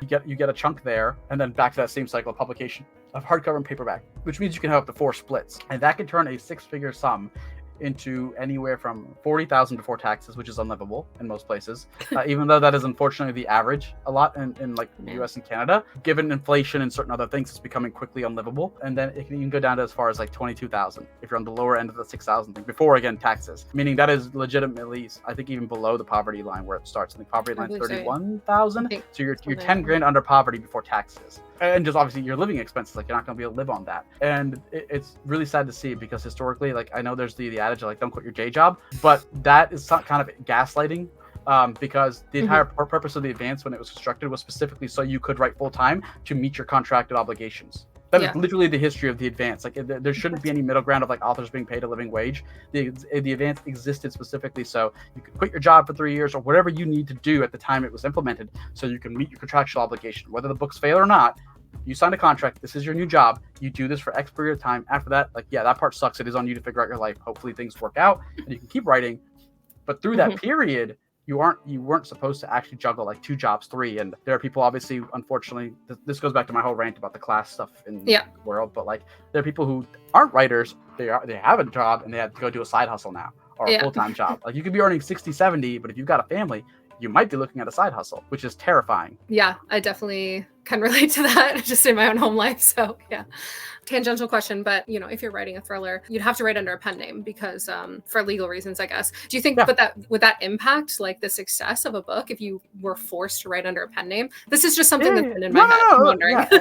It's actually a fantastic question. I need to think about it for a second, but like the overall answer is yes, for different reasons and how and what is known about the pen name, because obviously there's a very great example of J.K. Rowling, who has a thriller pen name.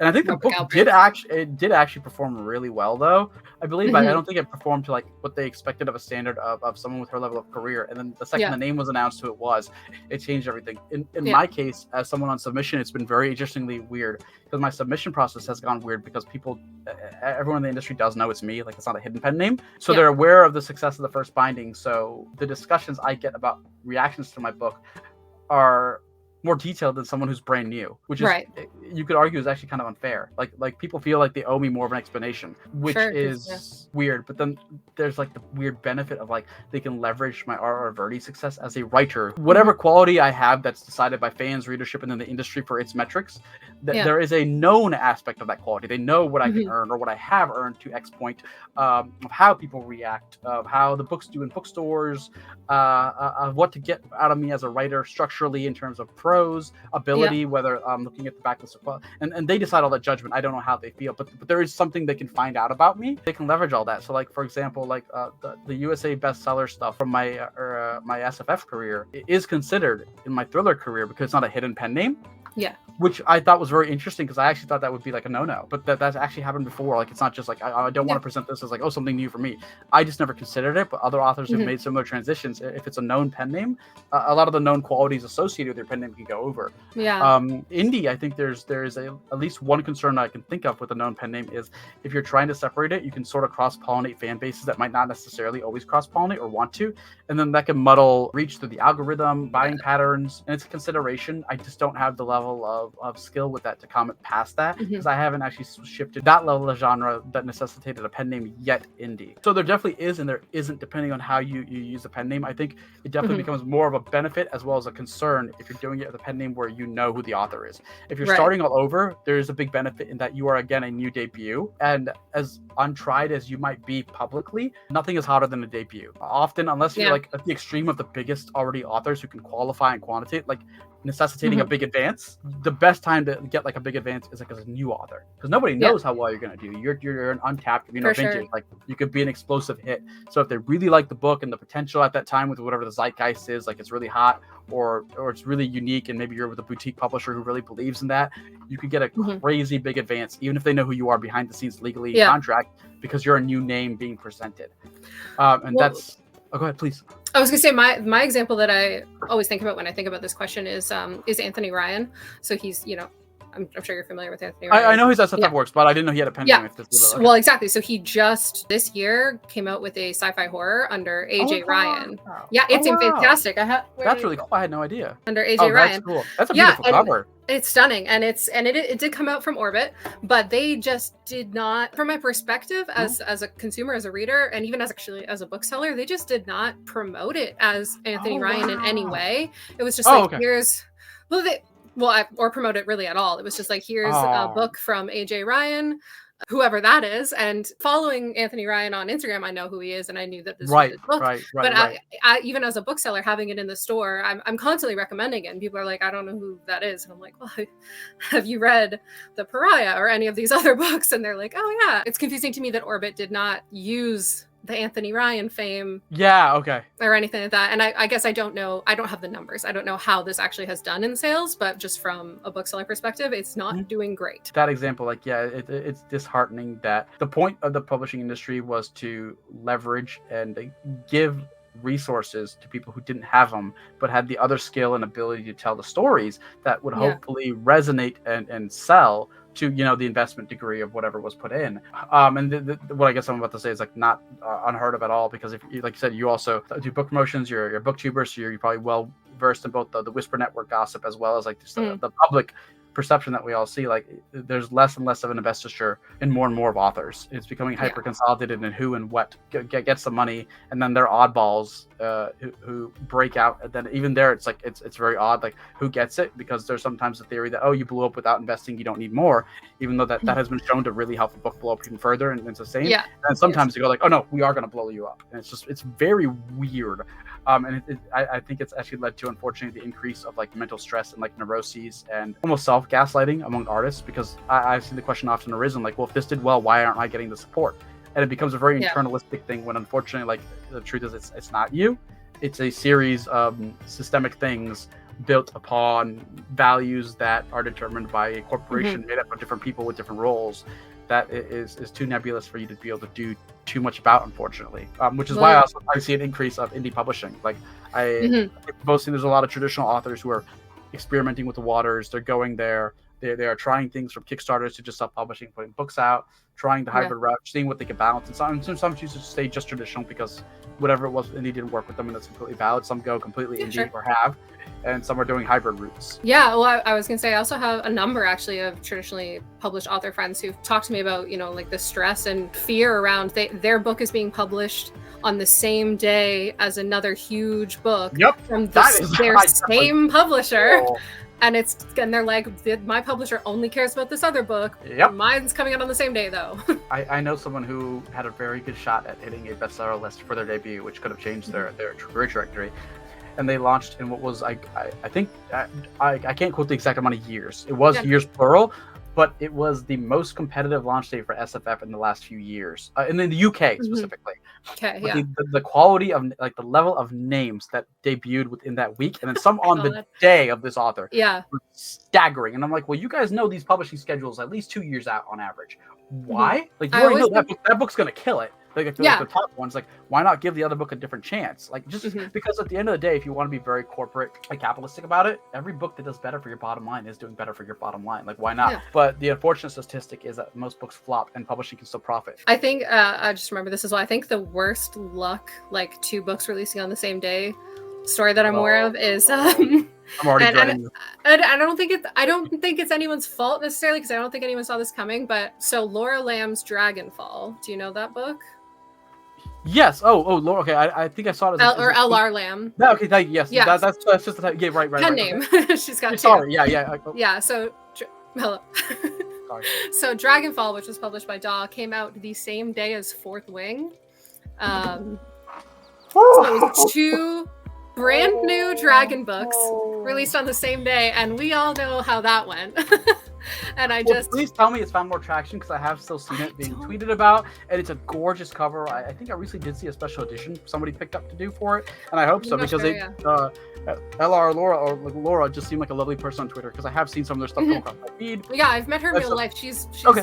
Fantastic person, and I really like the book. That it's a mixed review book. It's one of those, but right. I mean, so Wing, but yeah, I think it's getting a bit more traction now. But it is just awful luck that it's like, well, if you want to buy a new dragon book that came out today, you're probably buying Fourth Wing. Oh man, I can't even imagine, because if I remember correctly, the marketing for Fourth Wing already started the book as a very, and you can probably correct me on this, like any booktuber who sees this comment, please correct me on my history, because I do love weirdly publishing history, seeing the trends and like evolution of stuff. But that's just a nerd part of me.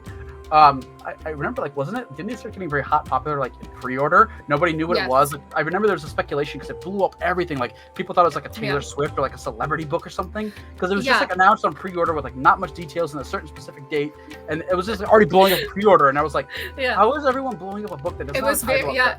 It was very based on rumors and stuff. And how did that rumor start? Because that did start. Somebody started that. I don't know if it was marketing or somebody did that. Like understanding, like part of my history research is going back to start not just how stories started, but how rumors started. And it's been a fascinating educational experience, which I don't want to nerd out about like exactly. But rumors work the exact same way. Like that's why they're part of the first binding. Everyone's had a game of telephone. Somebody started that, and I don't know. I don't believe it was a booktuber, because I didn't see any history of that. It does seem like it was started on the publishing side, and I'm very curious how that worked, because no one's replicated it since. No one's tried to, and I don't even think that publisher has done it again. It's just been with Fourth Wing. There were a series of circumstances, part luck and then part whatever was done to do that. But God, that sucks. I feel so bad for her. But the publisher Red Tower has since exploded, because I imagine. But not even just with Fourth Wing, because I think this might be a bold claim, but you know how everything right now is stenciled edges, like very beautiful packaging on books. I would argue that Fourth Wing was kind of maybe not the first, obviously not the first one, but like it really, really started that in the last year. It was the first one. It was the first like non-special edition to come out. Traditionally, like first trade paper or first trade hardcover coming out, and it has the black stencil. Publisher did it. Okay, I wasn't aware of that. Wow, that's fascinating. Yeah, and they've just been continuing. Every single book that Red Tower's put out since is packaged the same way, with the stenciled edge and the foiling on the naked hardcover and all that. And they've just taken off, because they're so beautiful. Really, and that's an argument I actually do love, and it's one I've tried to make with publishers myself. But like I know I'm like very small, so nobody cares.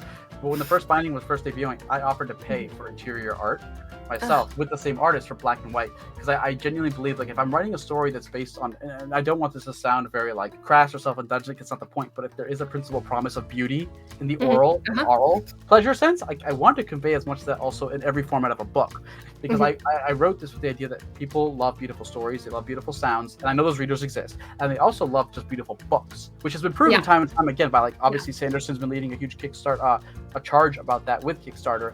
But I believe, like, book people, their hobby is buying books, no different than someone who collects swords. They will spend more money for a book that they love in special edition. Absolutely. I'm like, can we normalize even normal editions being just a little bit more special? Even if, like I'm not saying every author should put the cost, but I could put some of it for this. Can I just add this in? I believe it will add more value even if a reader's buying it for the same price, I'm not expecting extra compensation, like raise the book price for that. Allow me to put that in. And it was a very like, no, we've always done it this way. But I'm like, but then later special editions come out, and you guys want to take the rights for those because you want the money from that, but you won't exercise the rights always to do. But like, I don't have special edition rights for the first binding. I wasn't even aware of that at the time. And it was because of the just starting at that time, the special editions were starting to happen, and Sanderson had already done the first Kickstarter, not the first, the second one. It was the Way of Kings one, like the second one that blew up really big. And I think that one was that 8 to 12 million. It wasn't the 40, $50 million one yet. But like publishers had started going like, we should hang on to these special edition rights. I didn't even know that was a special separate right. That was my fault. That was an assumption I had. So I don't actually own the first binding special edition right, so I can't ever do a Kickstarter for the book. That is so unfortunate. Which is it's been frustrating because like actually when the book was being conceptualized indie, the cover that we have is actually done by my indie friend and artist Felipe de Barros. That's very close to the very original iteration of the cover.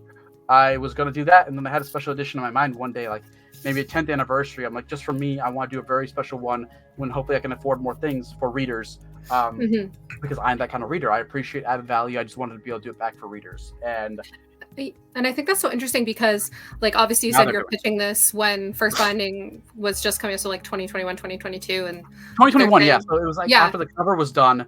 But it hasn't been formatted yet. Like, there's still time in production to do stuff. Like, hey, I can pay like my artist. He'll work out a price that I can afford just for black and white interior art, like one a chapter. But like special editions and beautiful packaging on books has become so popular so recently that like I can see them saying no in 2021. But if you pitched it now, it would be a yes probably. Because like, I hope so. I don't know what goes on in their calculus for like what books they'll spend on, because I assume it does cost money. And something that people, you're probably aware of this because you work in book publishing, but like I don't know if readers do, but I think in the U.S. or the West, we're down to only one printer, and it's why a lot of people when they do their special editions, they go to the U.K. for it. I think the U.K. is sort of better off with multiple printing options, so that causes a lot of problems. Plus, with the raise in paper costs, I don't know how many publishers will still do it for a debut. I mean, not a debut, but like maybe me. Because I've already gone through my debut, and now I'm not Sanderson, and I haven't flopped. You gotta go to Red Tower. Maybe if they'll have me, I realize I'm sitting next to all my Red Tower books. Wow, those are genuinely pretty, right? But see, that's the thing. I'm honest. I would buy a book because of that. I haven't read any of these. Not gonna lie. Like I like to collect books too, right? Yeah. Like, it's an affordable hobby, and that's what I spend my money on. Besides collecting art at conventions, because I can't. Art.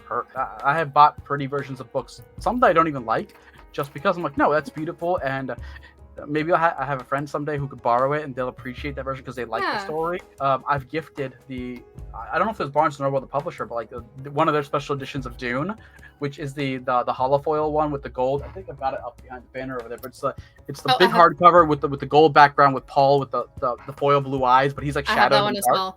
Yeah, exactly. Like I literally bought it because it was gorgeous. That version, and then I bought a friend and an ex that version too because they love Dune. They just didn't have the money to get it. But I'm like, but you're gonna appreciate this. Like I know this is gonna mean a lot to you. Why not give a gift that they enjoy the reading of the story? It's also beautiful just to have. Right? Again, it's added value, and I'm really glad to just see that like publishers starting to do that. I hope more do it, and then obviously I'm really happy that it's become viable for indies to do, because I believe everyone should be able to have the ability to have even their own book as like a beautiful version, even if it's just for themselves. Whether it's financially successful or not, like there's a lot of calculus that goes into writing the book at first.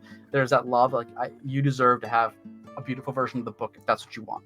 Exactly. So we're about to hit the 2-hour mark. I did still have other questions, but I feel like all I'm doing is more notes for book 3 today, and I've got like 12 hours left before I go to bed because I sleep at midnight like a degenerate. And then I have an urban fantasy short story for Jim Butcher's next anthology that's due, which I've already written all the notes for, so like I can start today or tomorrow, and I'll be done in a few days. Okay, so the only other question that I really wanted to ask, because the structure of the Tales of Tremaine series is so complex with all the layering, the timeline layering, when you are writing, a story within a story within a story, like the scenes like that, do you have the big picture in mind while you're writing it? Like, are you writing it as Ari telling Eloin the story of when he was telling a story to someone else. Does that make sense? What I'm asking? Yes. Yeah. And I do. I'm not an outliner, but I do use techniques that I've learned from other people and mentors. So like one that I use, and I do write this down, is what's known as a spook, which Jim Butcher teaches and was taught to him by his teacher Debbie Chester, which is situation,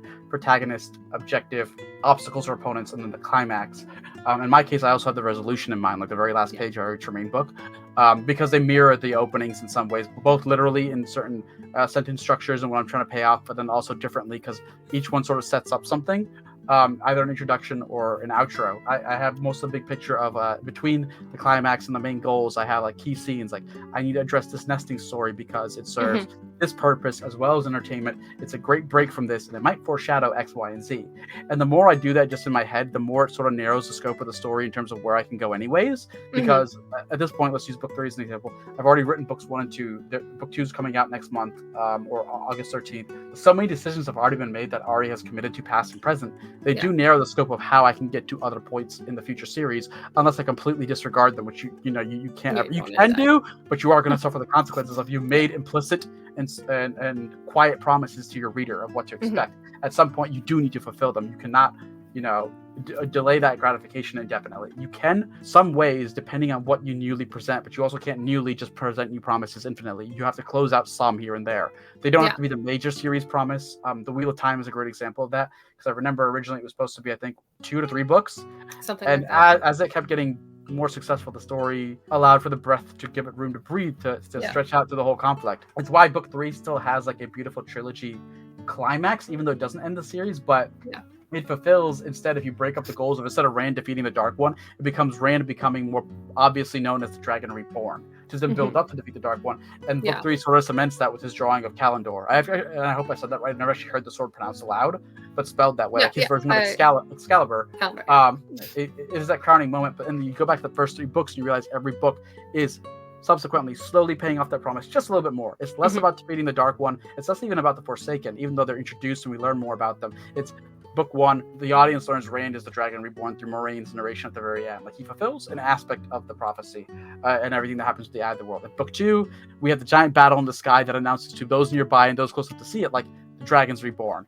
Book 3, everything that happens with the Stone of Tyr and the sword, that's kind of like a global proclamation to more of the world. Like, the dragons here, like, the end times are coming, like, the great battle will eventually happen at XYZ, and then how do we get there from there? So it's both continuing the overall series and building up to that larger promise, but it has a self-encapsulated payoff, its own arc, if you like, related to like a TV show. And I am doing sort of that with the structure of Tales of Tremaine, where the first 3 are encapsulating an arc of Ari's story, past and present, to set up greater depth both in the present day of what I'm allowed to address, hopefully, because this is more hinged on obviously success. The success of the series will allow me to do more and even push back maybe against constraints of, hey, let me really do this and tell it this way and take my time with this so the readers have the best emotional catharsis, because that's what books can terribly or wonderfully be reduced down to, is the catharsis you get out of it, right? That's the promise. A horror book promises X, Y, and Z. A romance promises this. My fantasy promises things I've told you overtly and things that are in the text psychologically for you to just intuit. And everyone's book does that, and you promise a certain pacing with that. And I started with, I like to call it measured pacing. I know to some it's slow, but that's subjective. The pacing I have, because I wanted also the enjoyment of the novel to be part of the enjoyment of the novel, not what happens in it. The processing and how you experience it is part of the promise. So that belies me having a certain breadth and scope of the overall series. Because if this ended like in 4 books, you're going to miss, like, Ari promised so many legends. That's not 4 books worth. Like, that's a lot of books to build up the way I'm going to keep building it up. Unless I just do them as short beat hits, and then everyone's going to feel cheated emotionally. So a lot of the structure is based off of that, and that's when I internally like do like a mind map of it. That's what I'm aiming at. Like, this short story is this nesting story serves as a break here, so people can have a different, like, let's say it's a lot of thriller, like tensing, because book 2, as you read, has a lot of political intrigue and building up to a certain tense scene that's a climax for that arc within the book, not the overall book. But in between, it's broken up with certain stories and the idea of storytelling between other characters to sort of give them hope or reinvigorate it. So it's addressing a topic I wanted. It is furthering the plot through character interaction instead, but then it also serves as like this like momentary surcease of like, okay, things were kind of tense here emotionally. We get a beautiful story that's like a tiny catharsis of relief, so we can then pick stuff back up. So it's not just bang, bang, bang, bang, bang, bang, bang, which is what a thriller does and promises. But if you're a high fantasy reader, you might not want to read that in your high fantasy. So a lot of my structure, even though it's pants, is taking all that into account of these key beats and promises. how I get there matters, not just in the events, but the pacing and the promise. What allows me to manipulate that, and that is the interactions in this particular story, which is focused on storytelling, the pacing and the kind of nesting stories I tell. Because that was your question, like how do I also address like the nesting stories? So what purpose do they serve? Like, is it an action-based one that also foreshadows and also mirrors or offers like this relief, or just can speed up the pacing even if the main plot isn't, or does it do the opposite and slow things down or interconnect? A good example that like made my editors really heartfelt touch that we did not cut, which I actually almost debated cutting, was Ari has an interaction with somebody confined, maybe I don't want to say midway, maybe a little bit before that in book 2 in the present day. It's just these two alone opposite each other, and he hears a heartbreaking story about a family member of this person, and he tells a story that if you really break it down, it's almost a mirror of that offers that person emotional relief. Even though he's not talking about the same family member, he sort of takes a story that's similar enough to offer this person hope. And it's a heavy scene that deals not just with the emotional characterization between those two in their relation, but what Ari tries to do as a storyteller. There are Easter eggs and stuff in that story, but then there's the promise of what does storytelling mean, which is tied in intrinsically to the value of what the story series is about. So it's like that scene is doing many different things, hopefully for the reader. This is a personal belief, but I believe it was just there as itself, as a story, as an interesting break, but didn't do all those other things, it would fail to keep the reader interested along. There's like overt and subvert psychological stuff going on there that is the obvious story progression and Ari's interactions with characters, which people either like or dislike. And then there is the value that how that connects to the theme of the story. Both within itself as book 2, and then overall the promise that Ari keeps talking about, what story value is, both from me, from what I believe, as well as Ari in the context of his world. To do with the structure of a character telling their story, which we see obviously in similar books like Name of the Wind, but the book that originally sparked this question in me was Empire the Vampire, and it's to do with my obsession with logic.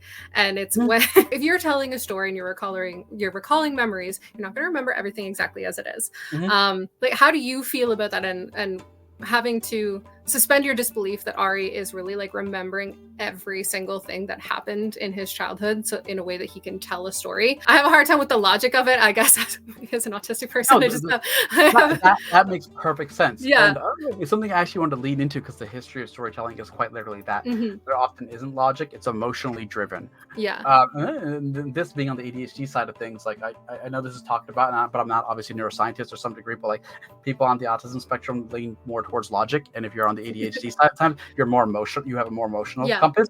And I'm definitely more of those people, because I'm actually writing to more emotional beats. Like the first binding, if you broke down the structure, not like frame narrative or 3-act, but you broke down the catharsis points, it actually follows more of a romance, emotional, cathartic beat than thrillers or anything else. And I actually like romance for that genre. I am more an emotional beat archetype person, which still works because humanity is very diverse, and we can attribute and attract and also like resonate with multiple different structures depending on how they're presented and promised to us.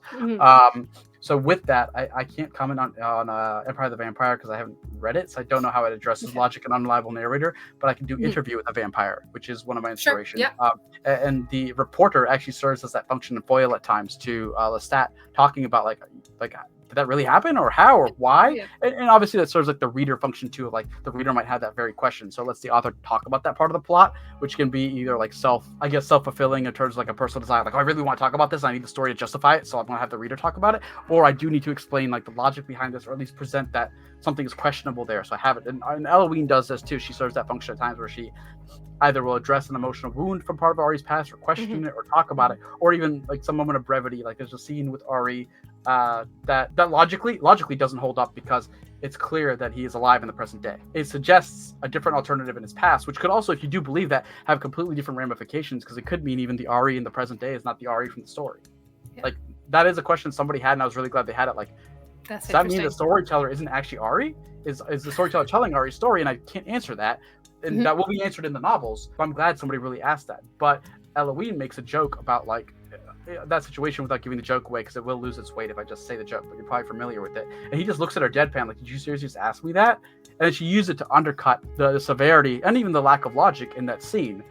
For an emotional scene that they have between themselves, because it does become very quickly emotional then. Balancing that, I think the emotional and the logic combativeness there is actually what attracts us to unreliable narrators, because there's also Severian from Gene Wolfe's Books of the New Sun, and it has similar logic gaps at times, although there isn't someone to call out his story, because he's telling the audience just a story. Forrest Gump does that, although through display to the present with different people along with Forrest. And obviously some people, the balance of logic is more just like the sheer unbelievability that somebody of Forrest Gump's modern day legend is sitting on the bench with them. Like when he just tells somebody like he's the CEO and the founder of Bubblegum Shrimp. The guy like just laughs. He's like, why is that dude sitting out here, the box of chocolates, like sitting on a park bench for like the metro talking to me? Like you're out of your mind. He gets up and laughs. And it doesn't faze Forrest at all for obvious reasons. And he just goes about it. And the interesting thing is his story isn't actually in a very emotional story beat, but he's actually a very logical person to the degree of he understands like the logic in which he operates in the world. Because like there's a great scene of when he field strips his rifle like perfectly and reassembles it. And he's like, how did you do that? And he's like, because you told me to. And he's like, the drill sergeant's like, why can't you all be like him? Like that was just internal calculus. It was very logical. He's like, he told me to do this, I will do it. Just like with Run Forrest Run, he took that very literally. But his journey for the audience that we resonate more is the emotional journey that he goes along with some of the logic gaps, because we see even with how he interprets things, there's internal logic gaps he has. I think because both sides exist, that we're allowed to create resonance that appeals to both or turns one or off, but because they can be in opposition to each other, and then they can also work together depending on how you link them. Like what you're presenting might interest somebody from the emotional aspect and someone else for either the appeal of the logic or the lack of logic. This is something I actually did study, not with this, but with hard magic systems, because I found it very fascinating. One of my friends is a data scientist, and we discussed the psychological and emotional appeals or lack of appeal of hard magic, because I'm writing something that's very not hard magic. Yeah. And my answer to that is a very emotional answer, which I can describe. But it gets back into this of like hard magic actually historically has appealed to a lot of people who like logic, including people who that I've talked to, at least just from the personal level, who are on the autism spectrum actually really like hard magic, interestingly enough. And that's because it appeals to logic. And I, being ADHD, am more on the emotional side, and I realized the more magic became like science, it is cool. It functions as a very cool technique, and I do like hard magic. I don't emotionally connect with hard magic, which is exactly that. It's an emotional reaction. It doesn't make me feel like Rand pulling Calendar out of the stone, which that's not even a moment reliant on magic. In that case, it's destiny. He's a destined one, but there's a numinous ethereal quality of fulfilling that. Like that is prophecy. That is things are intangible and not quantifiable. And there is something mystical about that. And humans are predisposed to mysticism, no matter how logical you are, not in terms of religious, we just have like that. I don't know if there's a spirit gene, that might be a little too far, but in the construct of our sociology and our psychology, we try to look for like unbelievable if we cannot rationalize it. If we cannot make sense of it logically, we try to find other ways of tuning that meaning within the tools we have. And I think that's a very powerful storytelling tool as well. And it led into that because people on the ADHD side tend to like not just more emotional reactive stuff because it stimulates different parts of us in our brain, but also I noticed impactful magic, which is not saying hard magic can't be, but a lot of times hard magic, the way to solve the book or the climax relies to the magic system. Yeah. Like how do you break the magic system? So then in that context, it's not the character's agency always, it's the way to save the world is to hack a regimented thing. and it's very opposite. So like I'll use Mistborn for example, which is a fantastic series and does this exactly that. But the way to beat the Emperor, Vin has to crack the magic system, realizing that there's a second magic system and how it breaks to defeat the Emperor in the first book. Versus Dresden Files, where magic is actually a problem for Harry Dresden. Because he's a magician, he's keyed into another world that causes more problems for him. Historically, magic has actually been more of the consequences for him because he's targeted for it. The biggest consequences in his life were human choices, not magic. Yeah. So I don't know if I can spoiler this because Changes is 10 years old now, or 11. But I think it's fine. The bloodline curse that happens with Susan was happening to him. It was magic that caused that problem that was allowing it without that, they couldn't target him through that way. And the choice he made to beat the magic was a human choice to kill her and target the magic back at it. But he didn't beat her using his own magic. It was a human choice. And Dresden Files historically actually always does that. Harry has to solve the case more as a detective. Magic is a tool to get there. And it's an emotionally beat journey. Which is why it's very character-driven stuff, and people will say like they'll read a story about Harry just getting Starbucks and day going bad, because they're attracted to Harry Dresden's emotional and moral compass. And for me, that drove how I approached my nesting stories and as well as my beats, but also my magic system. I wanted my magic system to be rooted in emotion. In this case, quite literally, because it's faith and belief, not in the religious. And those are not static. Faith can be broken as well as built. Same with belief. Like trauma can influence it, which means my magic system is inherently both reliable in that you know what the bindings can do as you learn them slowly. You do not know the scale and scope of what they can affect because that's determined by you and your ability to believe. Like if I told you like you can make a paper airplane fly, even if you don't understand the physics of it, you can kind of go, I can believe that. Yeah. But if I told you if you jumped off a building you could fly, how many people would do that? Let's say I was 100% right too, though, and you really could. But because of conditioning and belief, and by the way, please don't anybody try that. Yeah. But like internet, like you have to these days because people put Tide Pods in their mouth. Wrong about humans being able to fly. but the internal calculus is that you can't do that. And I actually use that example in book 1 with a character who is unfortunately out of their mind, but it was done intentionally to seed that in readers who pick up on it, and most won't, but psychologically it's there because it is a counterpoint to Ari's journey before that point of relegating his faith to believe the unbelievable and then continue doing it. But he's presented with an exact example of someone who just did believe it, wasn't able to do it. For the world and story I want to present, having emotions as an undercurrent to the magic system allows me to, first, I'm going to use it very sparsely because magic rarely shows up. Magical things might happen. Magic itself in Ari's hands are very rare. But for them, the moments they happen, and if I tie them in right, they're actually that more impactful and they feel ethereally and numerously more magical. Absolutely, and it definitely came off that way, yeah. Exactly, and I hate saying this because like my editors might get mad, but there were definitely moments where when I structured stuff, as much as I chose like structure and psychological and storycraft reasons to do it, there was also a vibes over plot. Even though there is a plot, there was like I know because I'm a human being who, to my either detriment and benefit depending on situations, has a very like huge emotional reaction to things because of ADHD and then the depth of depression, that this will resonate with me, and I'm not the only person out there in a world of 8 billion who has similar emotional bandwidth, reactiveness, and understanding, and then also joy or sadness to certain emotional beats. So structurally, and then from the vibes angle, all vibes are, I guess, just like an undetermined way of saying like you still understand like something on an emotional internal compass.